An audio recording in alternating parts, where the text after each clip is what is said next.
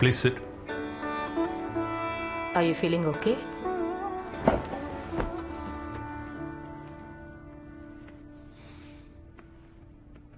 எல்லாம் ஓகே தான் மேம். சரி, ஓகே. நீங்க காப்பி அடிச்சதை ஏன் சொன்னீங்க? ஏதாவது பொய் சொல்லிருக்கலாமே. என் மனசு ஏத்துக்கல மேம். ஒரு தப்பை மறைக்கிறதுக்காக இன்னொரு தப்பு பண்ண வேண்டியிருக்கும். அப்புறம் ஏன் தப்பு பண்ணணும்? மேம், காப்பி அடிக்கிறது தப்புன்னு அப்ப எங்களுக்கு தெரியாது. எங்க டீச்சர்ஸே காப்பி அடிக்க சொல்லுவாங்க. Gosh, but that's wrong. Yes ma'am, very wrong. அப்ப அடுத்த வருஷம் எப்படி பாஸ் பண்ணீங்க? மறுபடியும் டீச்சர்ஸ் காப்பி அடிக்க சொன்னாங்களா? எஸ் மேம், எல்லாரும் காப்பி அடிச்சாங்க. ஆனா நான் காப்பி அடிக்கல. காப்பி அடிச்சதுனால தான் 10th டிவிஷன் ஃபர்ஸ்ட். அப்ப சீக்கிரமே ஞானம் பிறந்துடுச்சு. சீக்கிரமாவா? 19 வருஷம் ஆச்சு சார். ஒருவேளை துஷ்யந்த் சாரை பார்க்கலன்னா நான் இப்படி மாறி இருக்க மாட்டேன். எல்லாரும் டிவிஷன் ஃபர்ஸ்ட், ஆனா நான் தேர்ட். ஆனா நான் தான் சந்தோஷமா இருந்தேன் சார். அன்னைக்கு தான் எனக்கு புரிஞ்சது, ஏமாத்தி ஃபர்ஸ்ட் டிவிஷன்ல வர்றதுக்கும் நேர்மையா தேர்ட் டிவிஷன்ல வர்றதுக்கும் நிறைய வித்தியாசம் இருக்கு.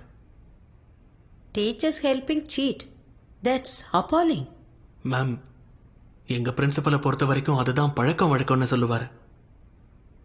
இந்த பழக்கம் இன்னும் எத்தனை வருஷம் ஆனாலும் அங்க கண்டினியூ ஆகிட்டே இருக்கும். Why do you say that? ஏன்னா மேம், அதை யாரும் மாத்தணும்னு நினைக்கல. பவர்ல இருக்கவங்க அதை மாத்தவும் விட மாட்டேங்கிறாங்க. ஏழை படிக்காதவனாவே இருக்கணும். அப்பதான் அவங்க எப்பவும் பணக்காரங்களோட பேச்சை கேட்டுக்கிட்டே இருப்பாங்க. அந்த படிக்காதவங்களை எப்பவும் ஓட்டு போடுறதுக்கு மட்டுமே பயன்படுத்துவாங்க. ஜாதி பேர்லயும் மதத்து பேர்லயும் ஓட்டு வாங்குவாங்க. அதனாலதான் 1942 டாக்டர் அம்பேத்கர் சொன்னாரு, எஜுகேட், அஜிடேட் அண்ட் ஆர்கனைஸ். மக்கள் எல்லாரும் படிச்சுட்டாங்கன்னா தலைவர்களுக்கு அதுதான் உண்மையான பிரச்சனைன்னு சொன்னாரு.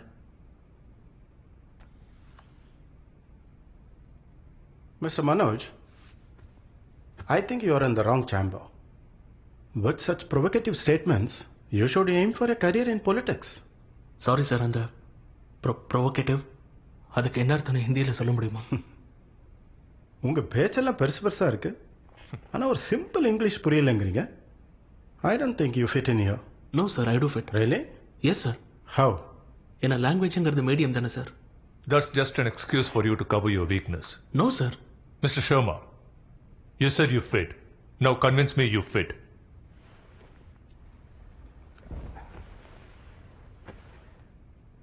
கொஞ்சம் தண்ணி கிடைக்குமா சார் ப்ளீஸ்? Go ahead. இல்லை மேம், ஒரு ஸ்டீல் கிளாஸில் கிடைக்குமா? இதில் குடிச்சு எனக்கு சுத்தமாக பழக்கம் இல்லை. Don't waste our time. தண்ணி சுத்தமா இருக்குல்ல?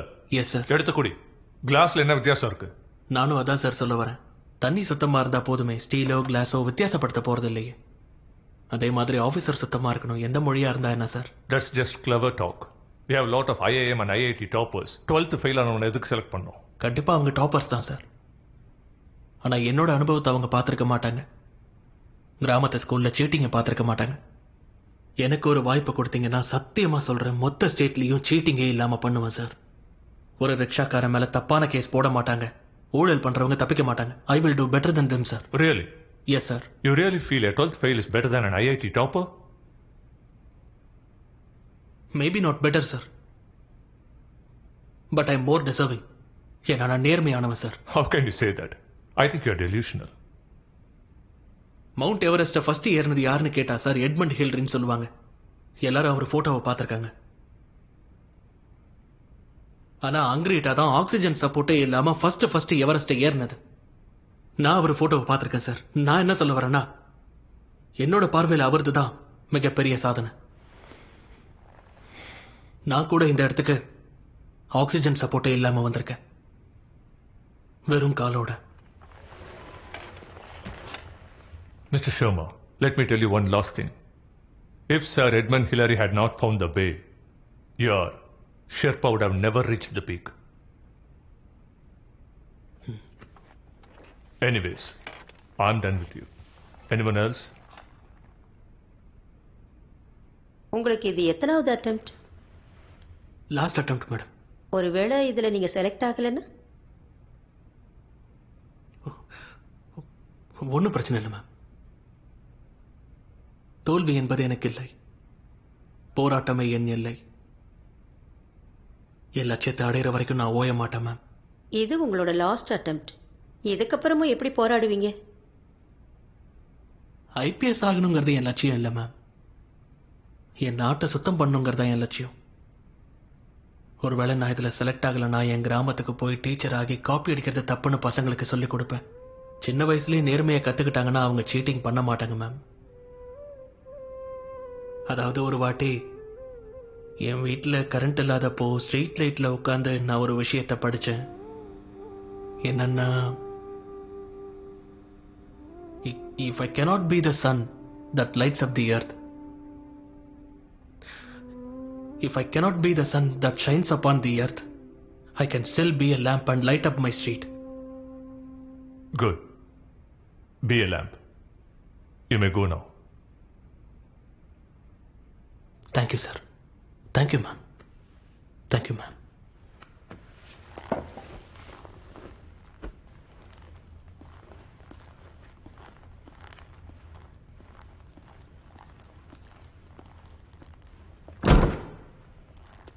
Waste of time. Such arrogance. 1.5 மாசத்துக்கு அப்புறம் யூபிஎஸ்சி உடைய ஃபைனல் ரிசல்ட் அன்னைக்கு ஸ்ரத்தா வலுக்கட்டாயமா மனோஜை கூட்டிட்டு வந்தான். அவனுக்கு வர விருப்பமே இல்லை. அன்னைக்கு அவர் வேஸ்ட் ஆஃப் டைம்னு சொன்னது இன்னும் என் காதுக்குள்ள கேட்டுக்கிட்டே இருக்கு. பாஸ் ஆக மாட்டேன். ஆகலைன்னா நாம சேர்ந்து மாவு மில்ல வேலை செய்யலாம். ஓகே சார், ரிசல்ட் வந்துருச்சா? ஏமா நீ எனக்கு சம்பளம் கொடுத்து வேலைக்கு வச்சிருக்க? அதெல்லாம் எனக்கு ஒன்றும் தெரியாது. போ. ஆட்டோ, வீட்டு வாசல் மாதிரி கொண்டு வந்து எடுத்துருக்க. ரெடியா வண்டியா? ஓ